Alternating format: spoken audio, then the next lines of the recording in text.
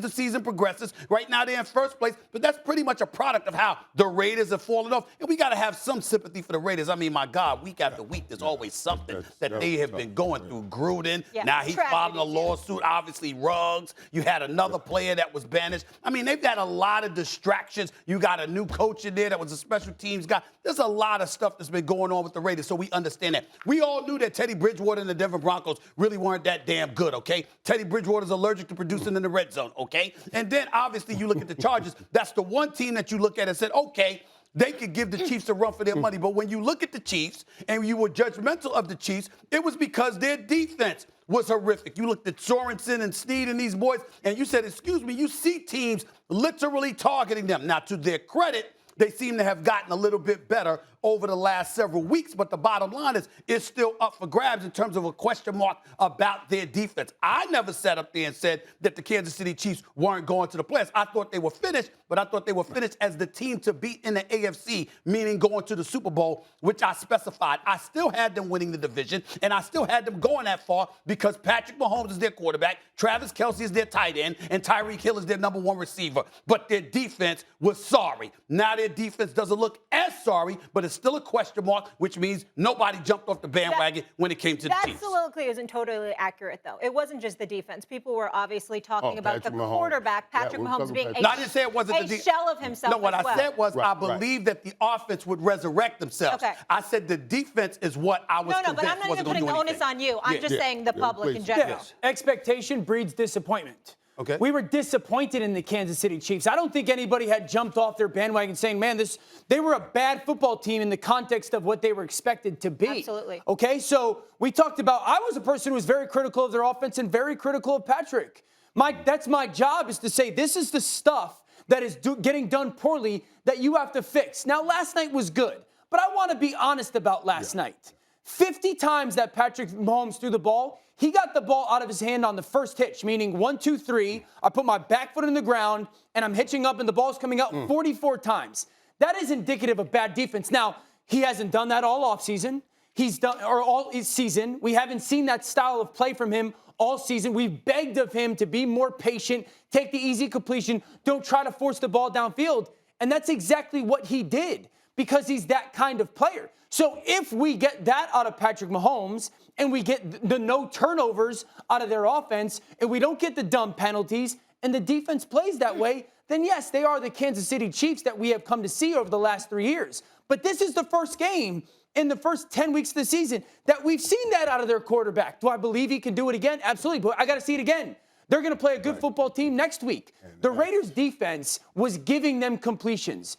That's not what teams have done was played two safeties with people down near the ball and haven't given them exactly. And so they've challenged them to either run the football or take a check down. Yesterday, last night, playmaker was about, hey, just take this little throw, take this little throw. Now, Patrick did a great job. So jumping off the bandwagon, no one was saying this is the worst football team in the league. No. What we were saying was this is not a team that can be a difference maker in the playoffs.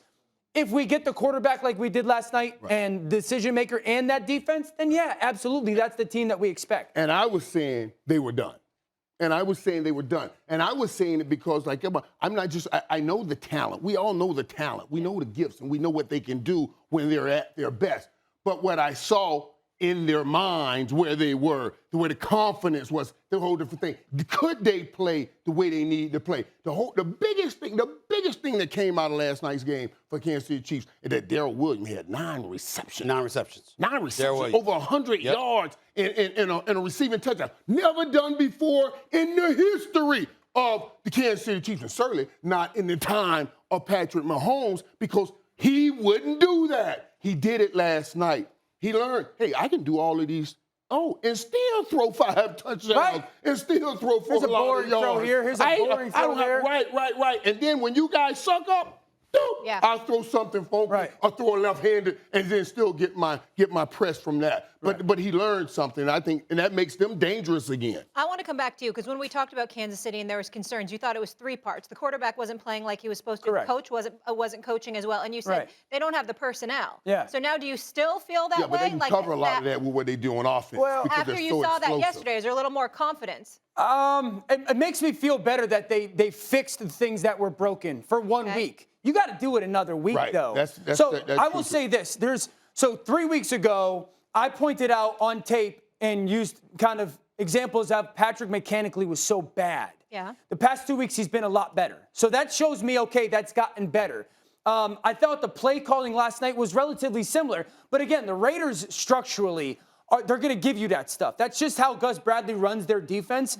I got to see them play against a team that's going to play in that too-high shell and then force them to, if they're going to want to throw the ball, call those too-high shell beaters. They were calling cover 3 beaters, which are relatively basic, simple football plays. So I got to see that out again them next week. Personnel-wise, I think their offensive line, the interior is doing a good job. Their tackles are okay. I still want to see, like, Kelsey had his best night as well last night. Not a coincidence. Tyreek I still got to see Mecole step up when he needs to. Guys, let's pump the brakes. Just a touch. Let's think about this for a second here, okay? If you're the Raiders, okay, Kansas City's defensive line pressured Derek Carr 11 times. Yeah. Okay, they were all over. Right. Okay? The only person you really could target was Waller.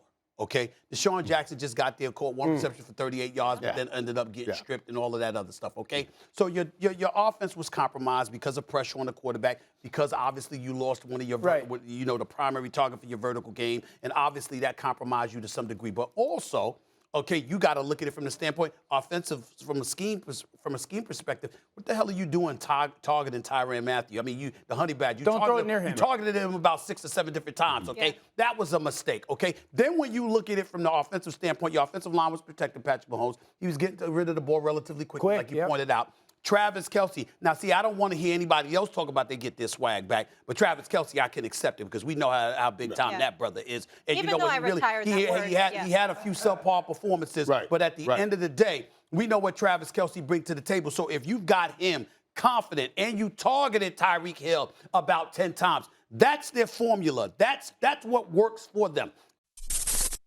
Thanks for watching ESPN on YouTube. For live streaming, sports, and premium content, subscribe to ESPN+.